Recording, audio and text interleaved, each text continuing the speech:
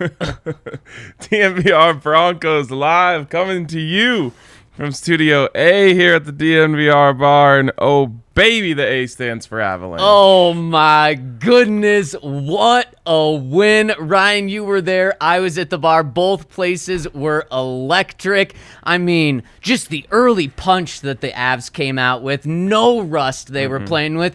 And then the Lightning kind of settled in, made it a fun, nerve-wracking game, just as I think this entire series is going to be. But then, just like I think this series is going to end, the Avs get it done in OT. Whew, that was insane. And shout out to the Avs because for the most part, they've been getting it done early in these overtimes. Yesterday, I think it was 83 seconds, which is just so nice. Like, I didn't even have a chance to fully let my playoff overtime anxiety fester before they scored. You know, it's like, all right, here we go. Like, we got the puck. Let's get it. Like, lost it once, got it back. Boom. Game. And especially after those first 36 seconds had burned where they were on the power play to start, that's when it was like, oh, no. Is this going to tilt the other way? And then, nope, didn't have to worry about it. What, 40 seconds later? Yep. So awesome. My favorite thing that I've been seeing the last couple days is our listeners being like, man, I didn't even care about the Avalanche, but hearing you guys talk about it got me fired up and into it, and I started watching. Then you've got like some of the Nuggets guys, like Voya over in Serbia is like saying that he stayed up to watch the game and was like watching the Avs post game. I mean, think about that. Like a dude in Serbia who found us because of Nikola Jokic is now watching the Stanley Cup final and cheering for the Avs. That stuff is so cool to me. It's so cool. But we can't do a whole show on the Avs, though I feel we could. Yes, the Avs guys certainly can. And what we can also do, Ryan, DraftKings is now letting you get in on the NBA special for the NHL. They're giving you a chance to get $100 in free bets by placing a $5 bet on any of the Stanley Cup final games by placing a $5 bet on either team. Don't even have to win. You don't even have to pick the winner. So put the money on the Avs, and then if they win or lose, doesn't matter. You get $100 free in your account. Yeah, put it on the Avs or don't talk to us. Pretty much, yep. Especially because it's win-win. No matter what happens. You know, Ryan, it's a matter of principle. Exactly. Last night, I was at the bar, and I was pretty close to a TV, so I didn't see everyone in the bar. But there were a couple of times in the game where I thought I heard, like, Lightning fans cheering, and I was like, this doesn't make sense. Turn around, don't see any. What I realized it was Avs fans, like the nervous energy and like the nervous gasp were so loud at times that it kind of sounded like Lightning cheering. It was crazy, and that just showed you just how dialed in the crowd was. I'm very, very underwhelmed with Lightning fans. Just in general? I mean, I guess my expectations were never high for them. But if you assume you win back-to-back championships, right, that creates like a rabid group of fans. Like the Blues fans, even Predators fans, Oilers fans for sure. I just saw them everywhere on Twitter, making noise, chirping, all this stuff. I have not seen. I have not had a single Tampa Bay fan in my mentions, which some might think would be a good thing. To me, I kind of want. I want that. I want a little chirpiness at the game too. Silent. Wow. Unnoticeable. I love it. And Ryan, there's two reasons for that. One, we talked about last week. Sports teams really just shouldn't be in Florida. That is a awful place for sports to be because their fan bases are just awful. The weather may be good, the fan bases are terrible. And then two, hockey in Florida. I mean, just talk about a terrible double whammy. Total waste. Did you know? I think the Lightning have the best winning percentage in the league since they came into the league. Really? Yep. How long's that been? I don't even know. And they still just don't have fans. And they just oh my gosh. What a waste of a good hockey franchise. What I will say though is the Avs now 5-0 against Florida teams in the Stanley Cup final. So let's keep that trend going. I love it. I love it so much. All right. Let's talk Broncos here. And the offseason officially wrapped up yesterday with an epic field day.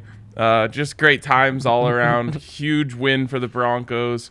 They got better. Team got happier. Yep. So good. Everything was amazing. And on top of that, Ryan, Russell Wilson, did you see the 2 teammates he was with in his suite? No. Of course, he had Future. He had Win. He had Sierra in the box with him. Just guess. Two random. Random is the key word here. And I'll give you one more hint. Offensive. Random offensive teammates. Oh, you saw them. I didn't. I was going to say, if you guess both of them, then you know. Okay, who's the one you know? No, I don't think he was with. No. He was. I don't think he was with Russ. Dalton does his own thing. He's a big fan. Yeah, Okay, B-Mac was there. okay. I saw him.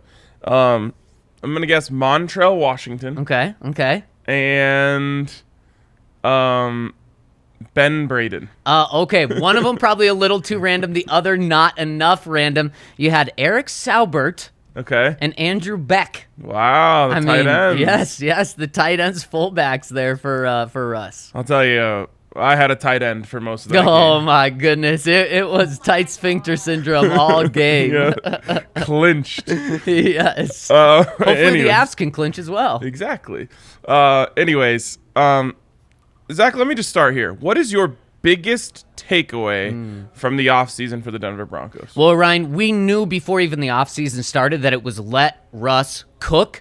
But what I learned from this offseason, in order to let Russ cook, you got to let Russ move. And when I go back to that very first OTA practice we watched, they were doing red zone, which is a time where maybe you don't see a quarterback move that much because he gets the ball out super quickly.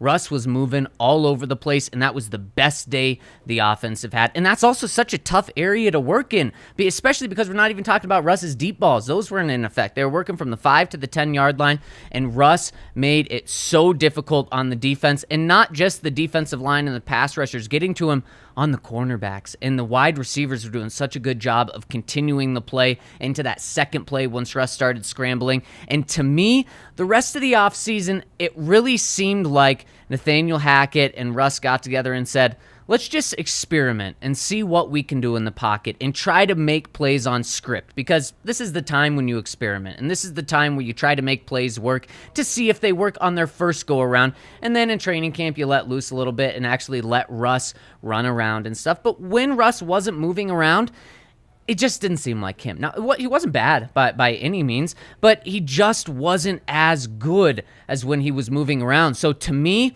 and I know there's been some questions about, is Russ getting a little too old to move around? Absolutely not. You got to let him move this year. That's a good one. I like that just because it's specific. Got to let Russ move to let Russ cook. And I think you're so right. But I think Nathaniel Hackett's approach on this is like, not having a plan isn't a plan. You know what I mean? Right. Like, there has to be some sort of script. Yeah. There has to be some sort of scheme. There has to be some sort of design. We can't sit here as play callers and as a team and just say, like, just call something. Russ is going to run around back there and make a play at the end of it. Right, exactly. So I think you need both. I think that, one thing that Patrick Mahomes does so well is he does kill you on the script. And then, and I'm not talking about the first 15 plays. I mean, just the way the play is called. 3 seconds, right? Yes. He kills you. They call good plays and they execute them.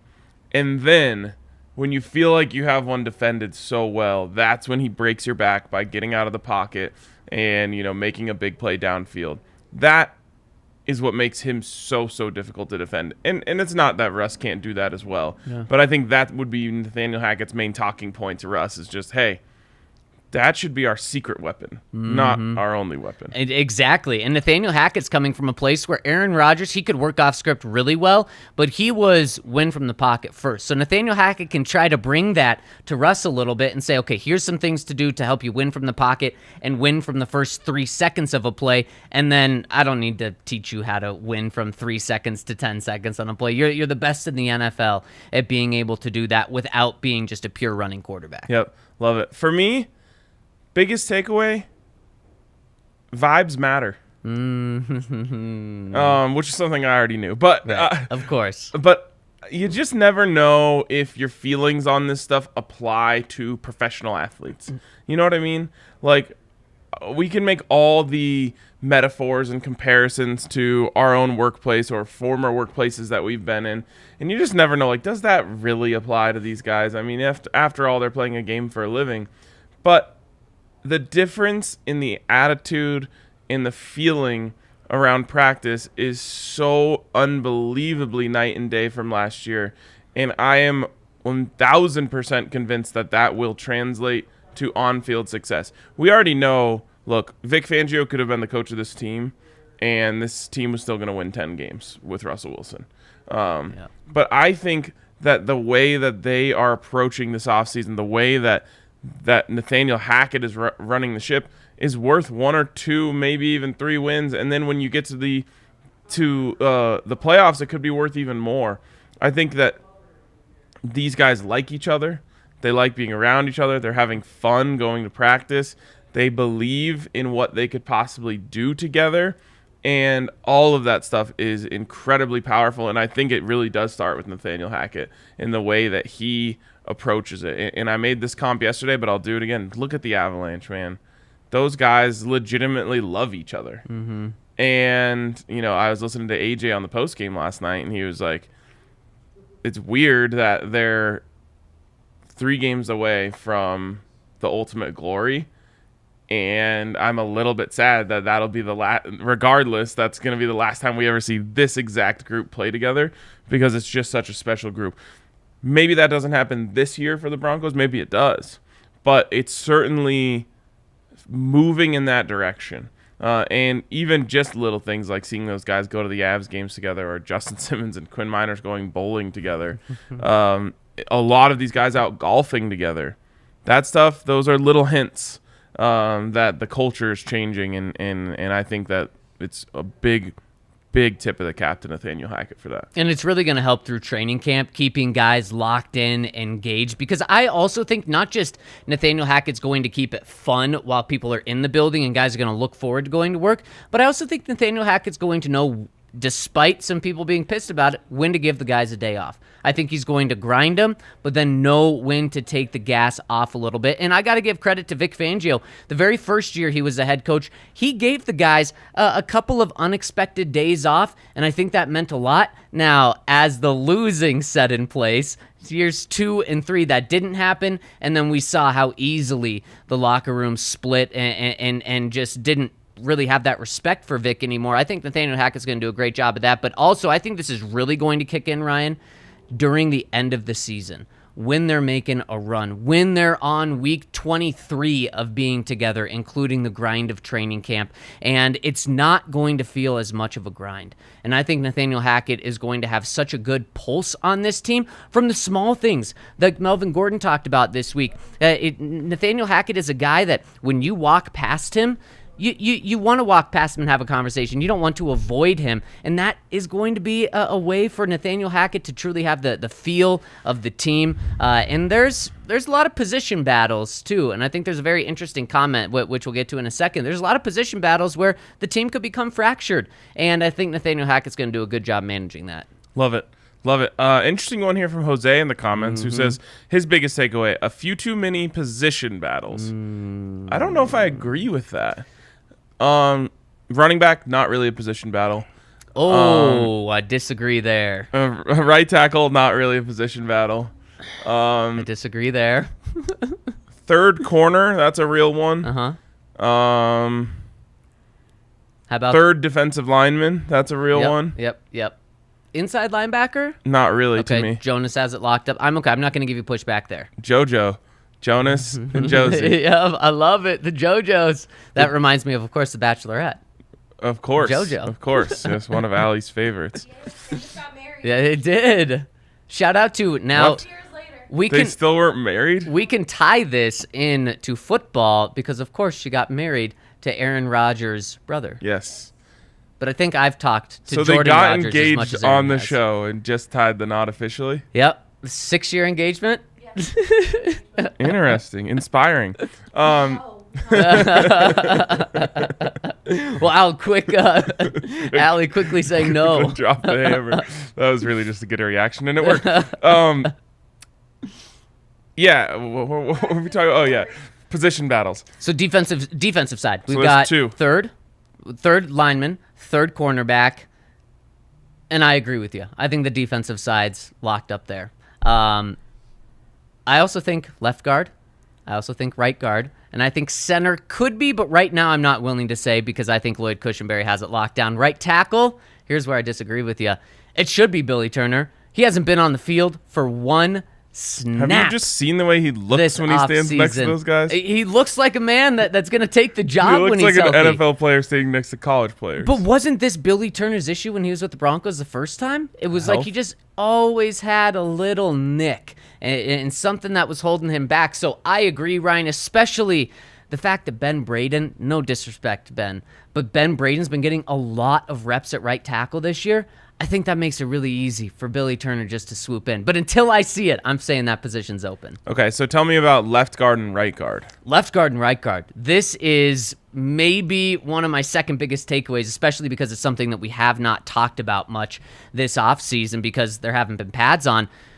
There has not been one guy that has stayed at his position consistently. Dalton Reisner has been moving in and out of left guard. Graham Glasgow, he's also he's the most experienced guy. He has barely gotten in any snaps because he's still making his way back from that injury last year. So you have Quinn Meinerz, who I thought coming into the offseason, Ryan, I thought he was going to be the starting right guard and everything else was going to be about the left guard and finding a guy there. Quinn Meinerz has been moving in and out with Netani Muti. Netani Muti has really surprised the Broncos he's a huge guy, but with his speed and how important that speed is. We talked about it yesterday, just how dangerous Netani Muti could be in this scheme. So you have all three of these guys rotating in and out, and that's without even Graham Glasgow on the field. All right. So I'm saying it's Dalton at left. Okay. Quinn at right. Okay. Billy at right tackle. Okay. Cush, obviously, Bowles. Yep.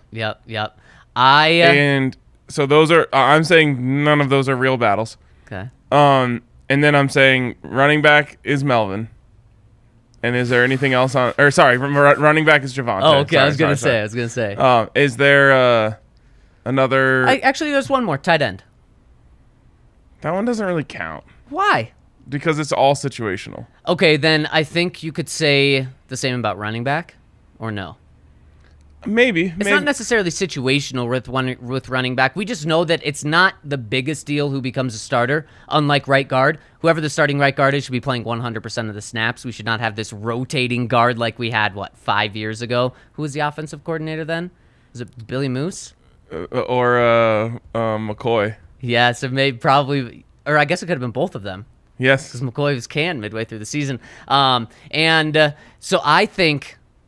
Yeah, so running back, it's not that important. I think that's a battle, though. And I think Melvin Gordon saying he's not going to lay down is very interesting. Yeah. Okay, so what I was going to say is I'm so confident I'll put a pizza bet on this. Ooh, on what? That none of the people, unless, save for injury, okay, none of the people that I mentioned will be knocked off their post. You're taking all the favorites, but you're parlaying yes. all of the favorites here.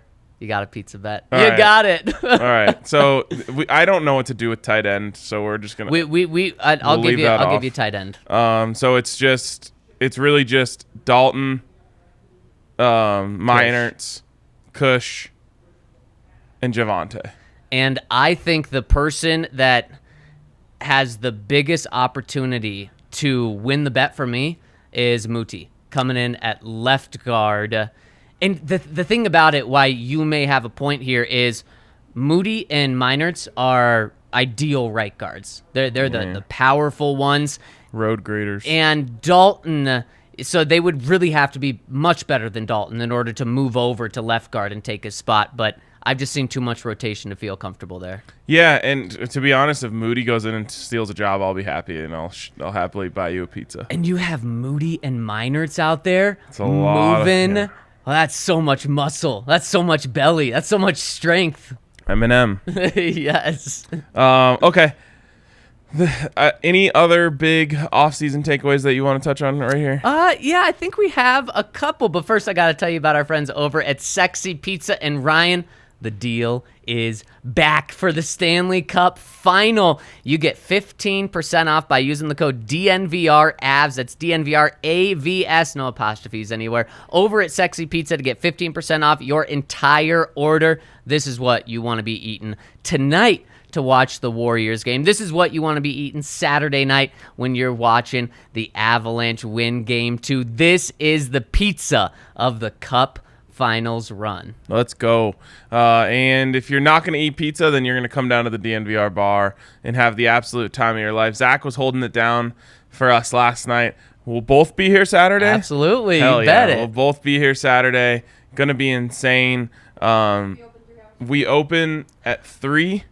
The game is at 6. Such a cool thing yesterday. We had the video going. About 20 people lined up outside right when we opened, flooded in, and then, it just, I shouldn't say continue to trickle in. It continued to pour in for the game. Yeah, I haven't figured out. So my goal for Saturday morning is to play golf. Okay. I want to play golf. I love doing that because it takes your mind off of the Avs game. Yep. But so if that happens, we'll see what time I can get a tee time. I can't commit to anything. If not, I want to come wait in line with the people. Oh, you could probably do both. If you're golfing at 9. I know. I can't find. It is unbelievable how difficult it is to find a weekend tee time in the morning. Yeah, it's probably true. It's insane. So like a 1 p.m. tee time then? Not gonna work. So you want to be here at 3? Well, it's just got to be 10 a.m. at the latest for the tee time. Anyone in the comment section can hook them up? Hey, if anyone has a spot for a 4th, hit me up for sure.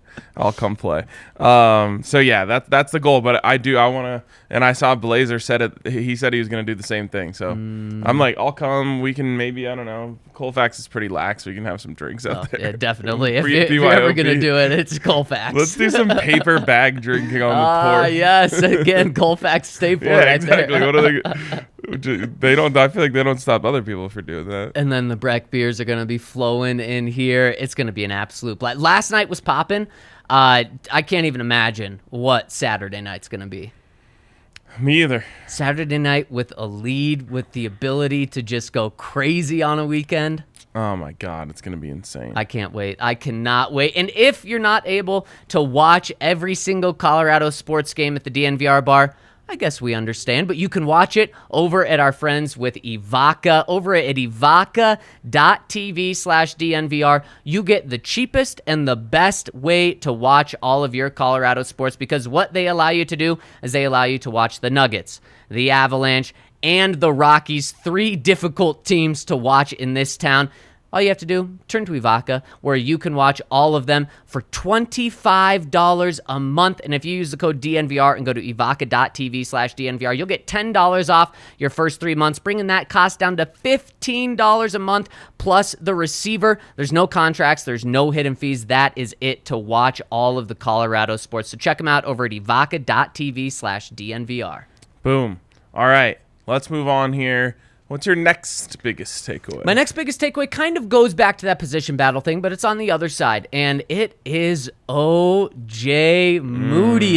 What he has done this year, he's probably taken the biggest leap of any single Broncos player, and it's been a very pleasant surprise because it helps the team this year, it helps the team next year, not just for cap purposes, but also for depth purposes. It's a huge deal what he's doing right now. Now, he's going to have to do that into training camp, and Ronald Darby has been injured just enough where he's doing individual drills, but he's not doing team drills right now. But he really has a chance to take over Ronald Darby and become that starter. All right.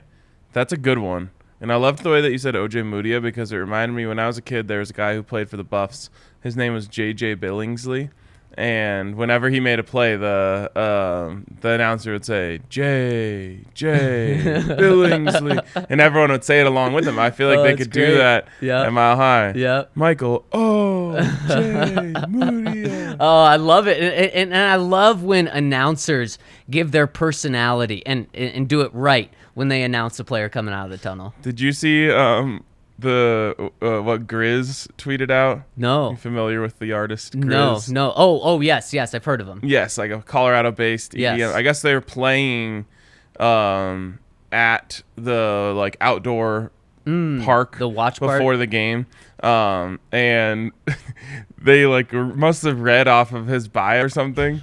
So you've got, I think it's Alan Roach, so saying like the self-proclaimed, what was it, Allie? Rainbow Vibes Boy or something. Oh my like that. gosh, that's incredible! And he's The doing Good Vibes Rainbow Boy. and he's doing it in his deep voice, Yes. his announcer voice. It's like the self-proclaimed Good Vibes Rainbow Boy will be playing. That's amazing. Grizz had a video of it, tweeted it out. That's so funny. It was so good. Probably a little different than the way Grizz says it himself. Yes, I'm sure. But yeah, that was awesome. What was it? What did that have? Oh, we were talking about announcers. Oh, Yeah. yes. Ojemudia, that's huge. So huge. I think it's one of those things when you get an unexpected big time contributor, it just changes everything.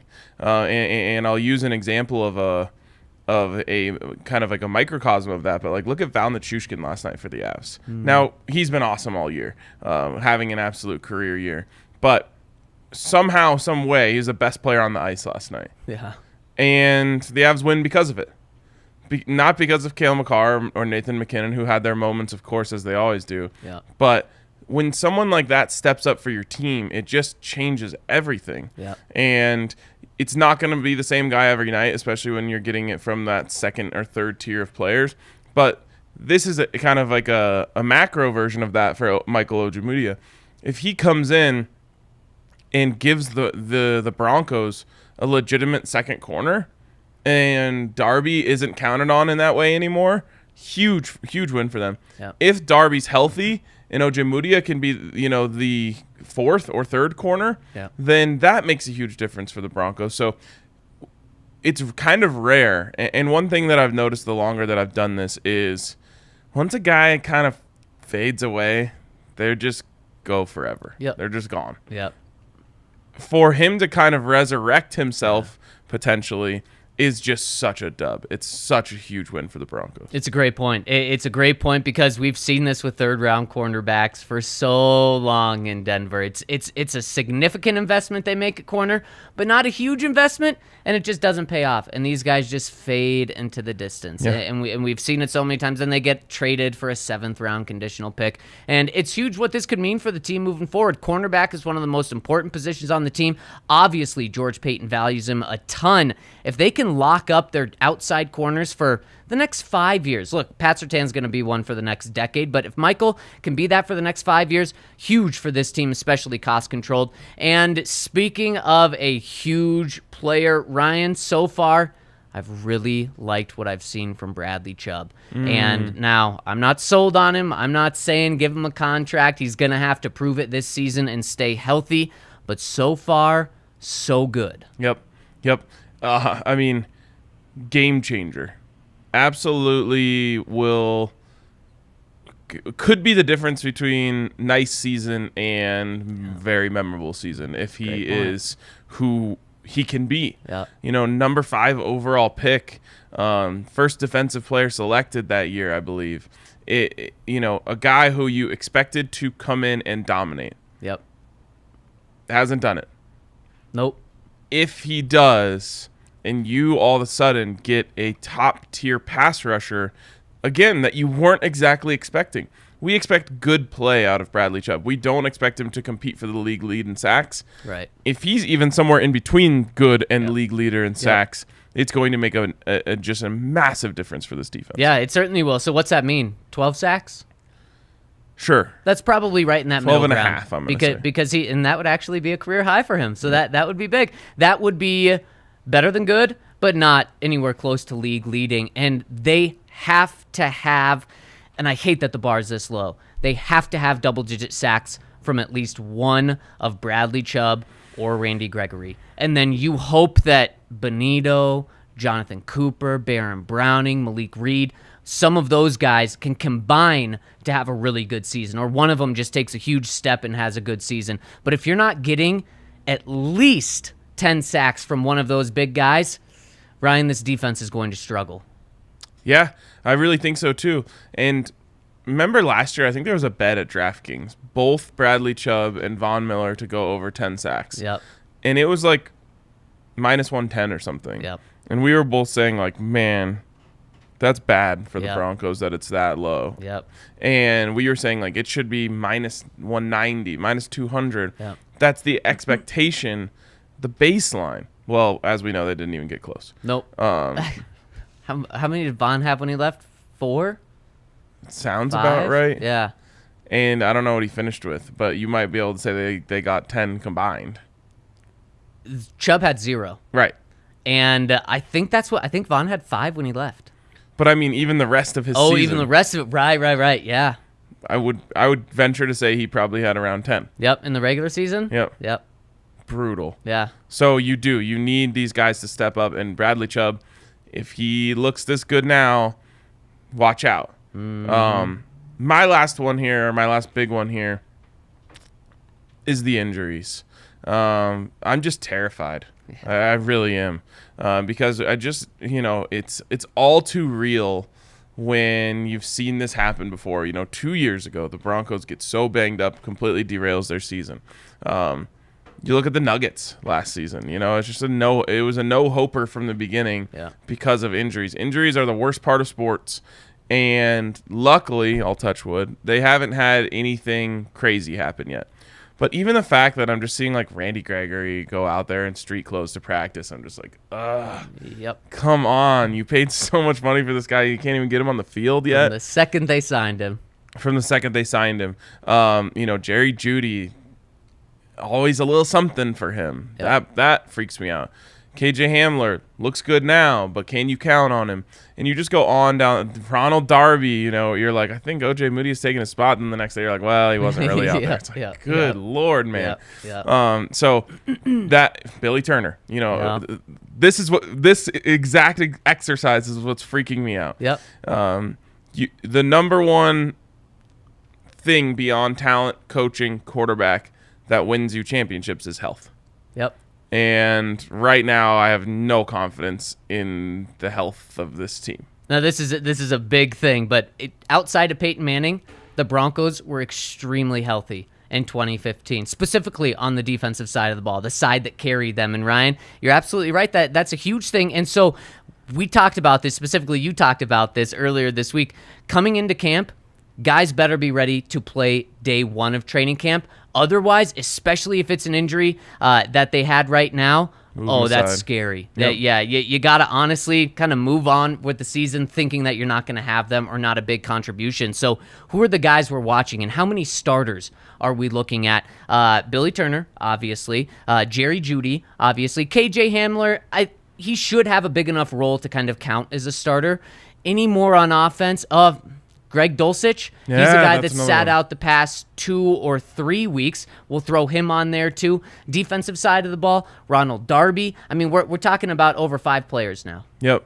And 5 starters is of 22. Is that it on defense? I believe DJ Jones wasn't practicing at the beginning of OTAs. He has practiced now, so we shouldn't be worried about him. Did you see Justin Simmons' post about him and DJ Jones? Oh, what was it for? Was it an ad? Yes, it was so corny. And then I saw DJ respond. Like, what wasn't it something like? Explain it to me. I scrolled past it pretty quick and just looked at the photos, but it was like Justin was like, had so much fun showing my new teammate at DJ Jones around Denver yesterday on behalf of some sponsor, and it's like just like pictures of them at like spots around Denver with their arms around each other.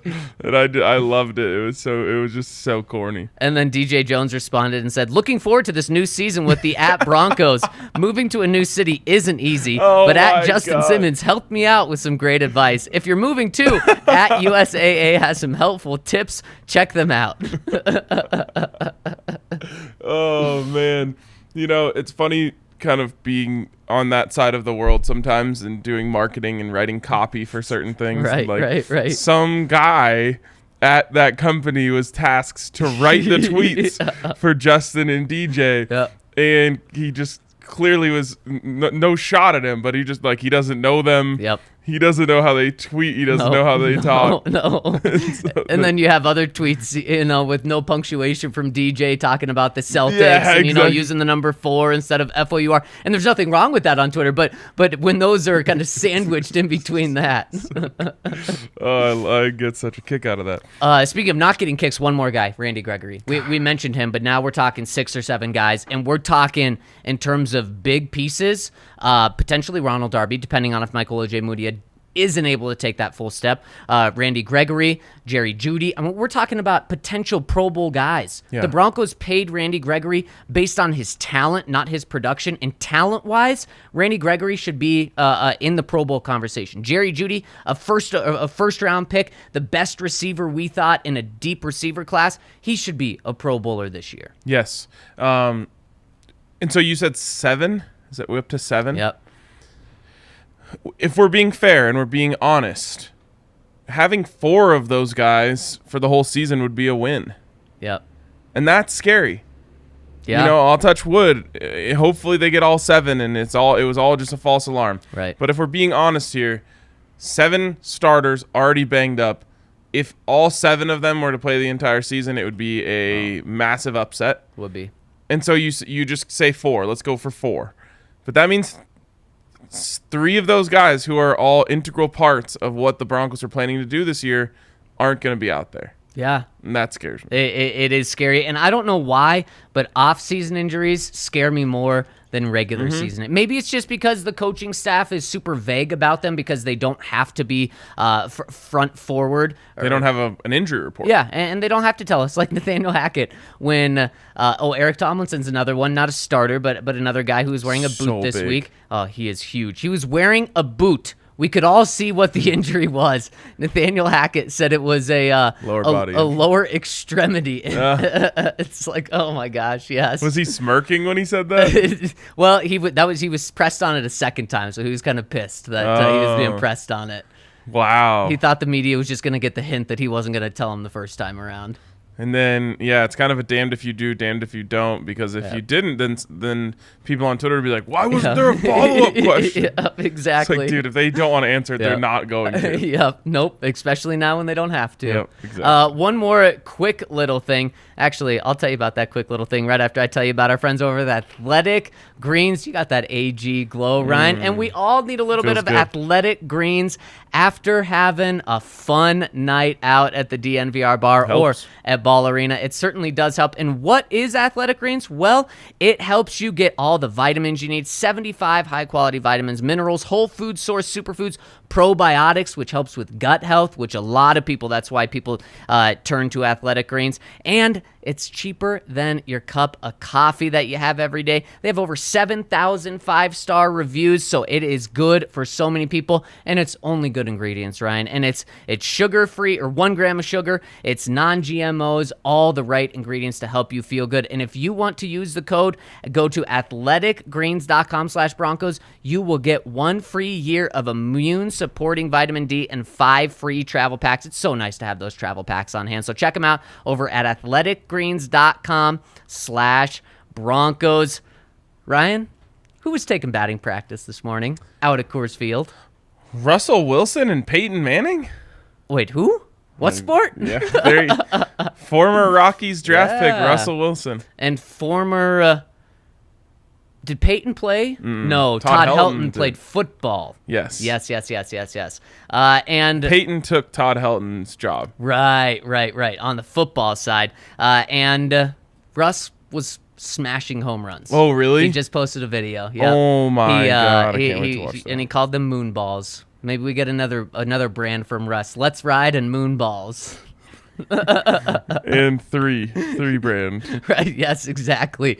Shout out to Russ. He put away the 3 brand Watching last this. night for a Nathan McKinnon sweater. Love seeing him buy in all the way. And Sierra was also wearing a Nathan McKinnon sweater. Bro.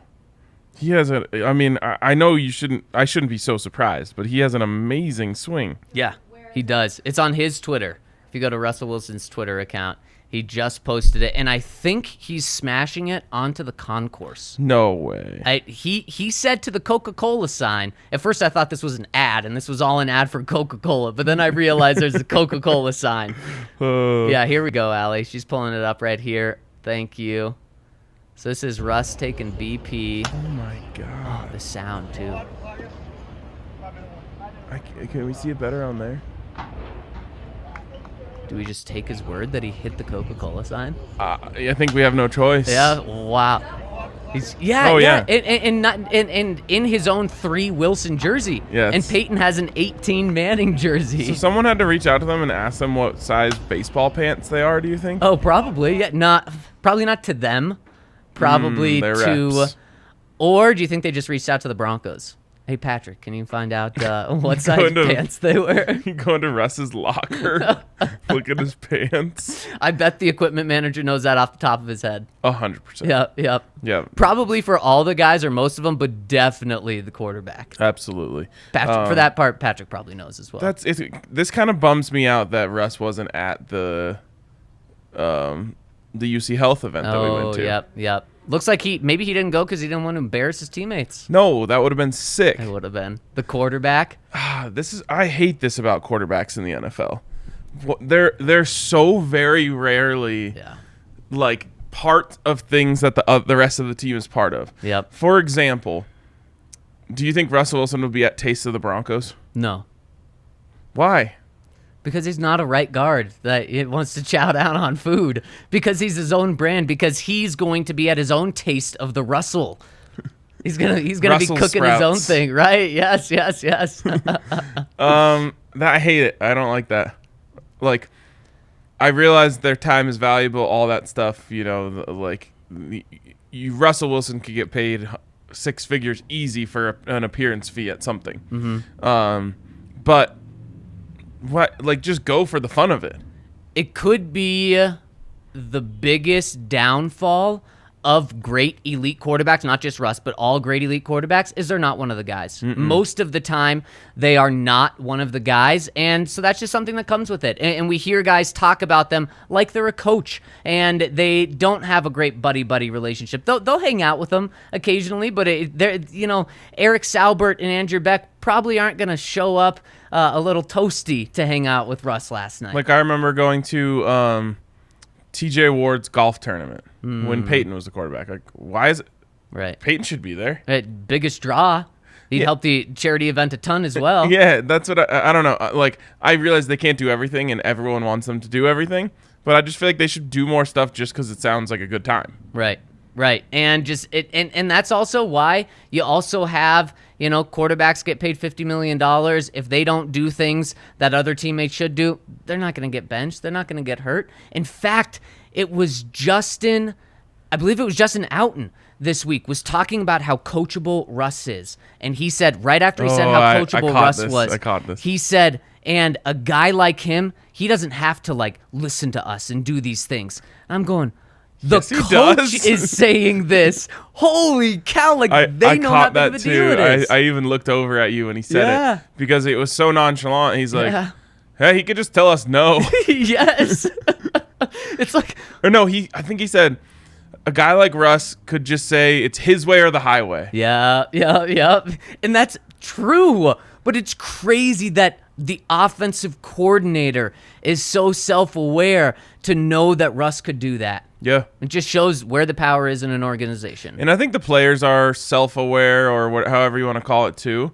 But don't you think there's a possibility that one of those guys who was there at that UC Health thing wearing their red UC Health jersey sees Russ decked out in all Rockies gear, custom stuff, and they're like, that kind of sucks. Yep, he could have been here 10 days ago doing this. Yep. Yeah, well, not a big deal at all, but just it's a weird thing. It is. Yep, it is weird, and it's also crazy that he has his own private jet. I'm also surprised that Peyton showed up to that knowing how much better Russell is than him at baseball. Yeah, someone tweeted out a video of Peyton hitting grounders. Yeah.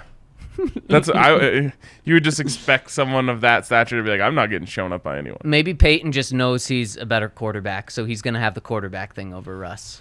What do you think would happen if Russell Wilson played a game for the Rockies?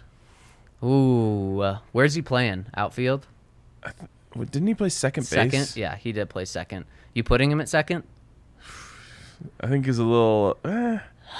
I'm putting him in right field.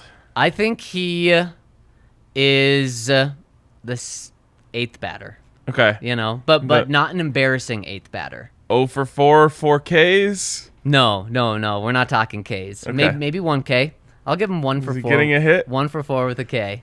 I think we're underestimating the difference between what the type of pitchers he's faced in his life are and the MLB. Well, that's very fair. If he were just a high school player or just a college player, I'd probably say, yeah, it probably ends there. But the fact that he made it to the minors for a second, I think he'd be good enough to do that. But maybe I'm just giving him away the benefit of the doubt. I mean, that is still batting .250.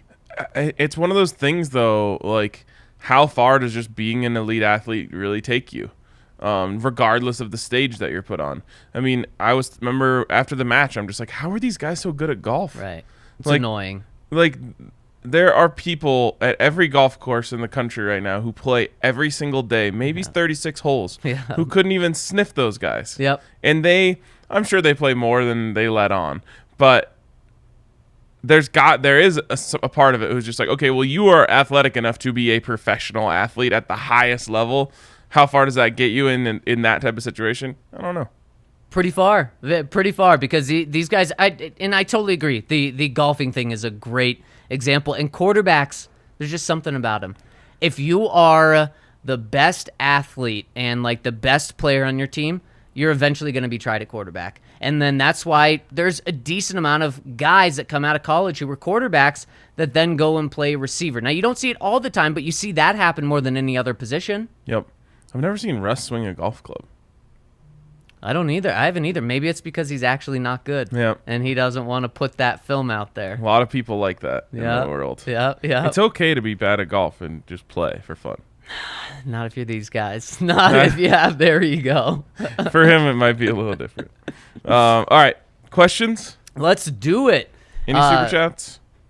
All right. No super chats. First question coming from Monster Mayhem says, Julio Jones is still out there. Why not bring in the veteran leadership to help out the younger guys? He's not what he once was, but he could still help out in the year when one of our receivers goes down, cough, cough, KJ. Haven't heard much on what his asking price would be, but I'm sure you offer a chance to join Russ, he'd consider. I don't hate it. But I'm only all that interested in it if one of those guys is not going to play. I agree, and that's something that happens in training camp, preseason, maybe even a few weeks into the season. And on top of that, Ryan, he would kind of be used right now like he's used on my fantasy team. Julio Jones was my number one, not my fantasy team, my Madden team. Mm-hmm. He was my number one, then he got old, became my number two, became my number three. I made a big trade for DJ Chark.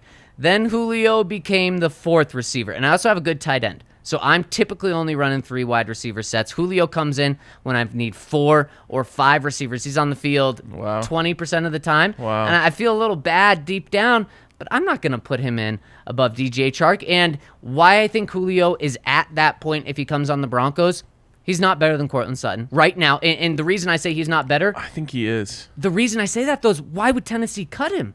I think it still cost them, I think they only saved half his contract. Now, maybe they needed it that bad, and if Julio still is enough of what Julio was, then yeah, he's probably getting on the field in 3 wide receiver sets. I just have to imagine that he's taken that much of a step back after being so injured last year that he's the 4th guy. The problem is just his archetype. You already have 2 big-bodied receivers who you really like and you're paying a lot of money to. Yeah. Now, could you come up with a scenario where you're running 3 wide receiver sets with 3 monsters? Yeah. Sure. Yeah, of course. It's not traditional, though. And someone who needs a big-bodied receiver is going to be willing to pay more than the Broncos would. Would you trade Tim Patrick for a 4th? No. And sign Julio? No. Okay. I think that's kind of what you'd have to do. Yeah. So something, and also I think at least reports about a month ago was that Julio was still asking for a semi-big contract, not $25 million, but definitely over $10 million. maybe that's why he's still out there. His teams are saying, we want you for a third receiver role, and we're not going to pay you $10 million. Push is going to come to shove somewhere. Yep. Let's say, I don't know, one of these teams loses a big receiver that they love. They'll be willing to pay. A team that thinks they're going to compete for a Super Bowl, or he's going to go like sign with the Patriots. God, that would make so. Why is he not signed there already? I don't know. Wouldn't I feel that like make they're gun shy so on much wide sense? receivers because they always get it wrong. Yeah, they do.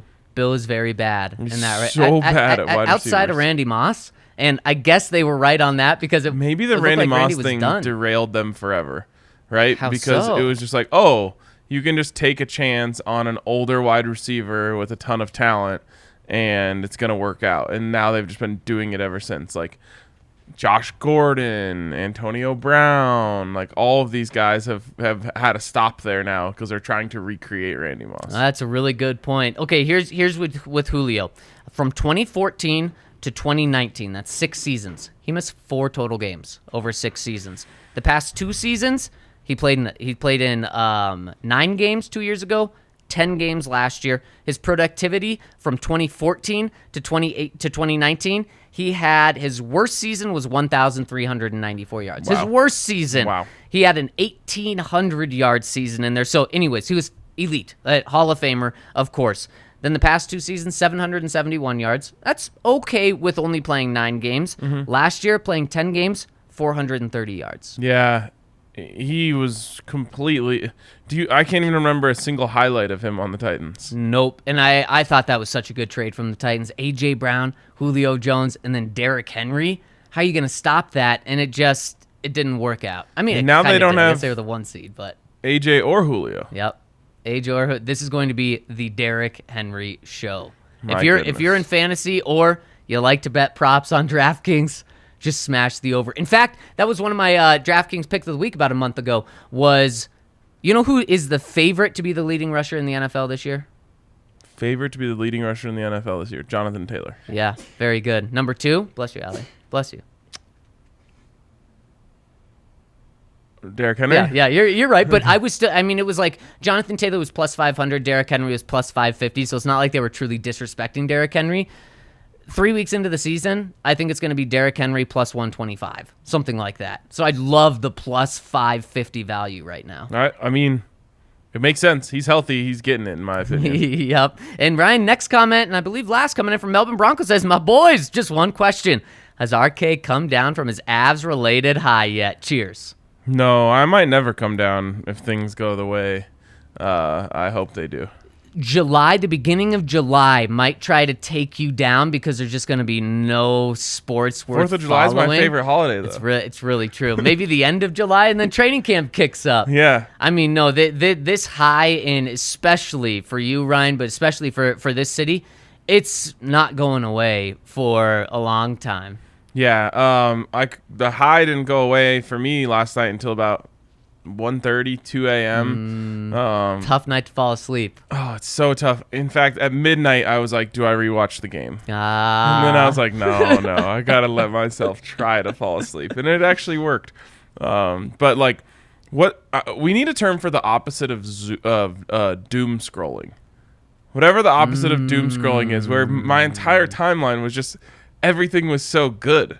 What about Zoom scrolling? And the reason, obviously, it rhymes as well. But when you were saying that, I thought about when my cats get excited. They have the zoomies, and they just fly That around was the my house, brain. and it's like excited, yeah. And the feeds are great, and you're just zooming through. Yeah, I was Zoom scrolling for hours and hours and hours because, when you're at the game, that's the one thing when I think about a new stadium, what I do think about is like, when we're at the game, it's so hard to post things. It's so hard to read Twitter. You're constantly hoping for it to load, during the intermission break because you're just like trying to get the time to go by. Yep. And so you don't see much. Yeah. And then like you get home and you're seeing everyone's reactions and all that stuff. And like I was just Zoom scrolling from like 9 p.m. to 1 a.m. Oh, I love it. And if you have if you're kind of on the fence, like maybe I actually should go to the bar for my first Avs game or go to the bar, check out pretty much all of our social media platforms, TikTok, Instagram, Twitter, and see what it was like last night. See the reaction of when goals were scored, especially that last one. A nice little close-up on you there in the last one. I don't know about nice one. It looked like I was so faded. I only had one drink at that point. Really? Yes. That was the first thing I thought was, oh my gosh, this is such a bad look. I look like I'm gone. Bro, being hammered for an Avs game is not a bad look. No, that's what I'm saying. Drunk on the Avs show last time I love it. yeah. I love Saturday. for my birthday. It's going to be fun. Saturday, we're going to get lit. Last night, I took it pretty easy because I was like, I want to remember everything about this experience. That's smart. You It's know? smart. It was like paid enough to want to remember Yeah, this. yeah. Saturday, Yep. You'll be here. I'll be here. We'll all be here. I'll be drinking natty ice in a paper bag on the front porch. A warm natty ice. What a way to kick off game day. I was giving. We were talking about drinking in paper bags. Of course, I would rather drink a Breck Brew. Oh, of course, absolutely. That natty ice is legitimately the worst beer of all time. It is. Yep, especially warm ones. Keystone Ice, actually, No, I think Natty takes that. yeah. Keystone fair. right there though. They're so anything with Yeah. ice in it. Oh. I'll actually never. I can say with confidence I'll never drink that again.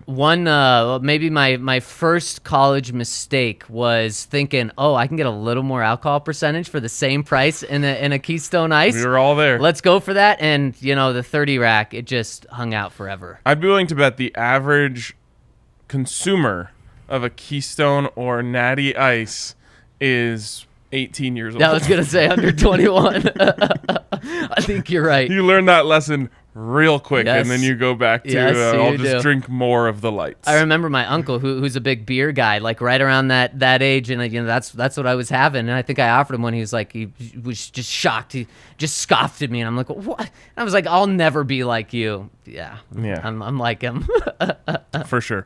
All right, that is going to wrap it up for us today on the DNVR Broncos podcast. Hit us with a like on your way out of the YouTube. You can always subscribe and sign up for alerts as well.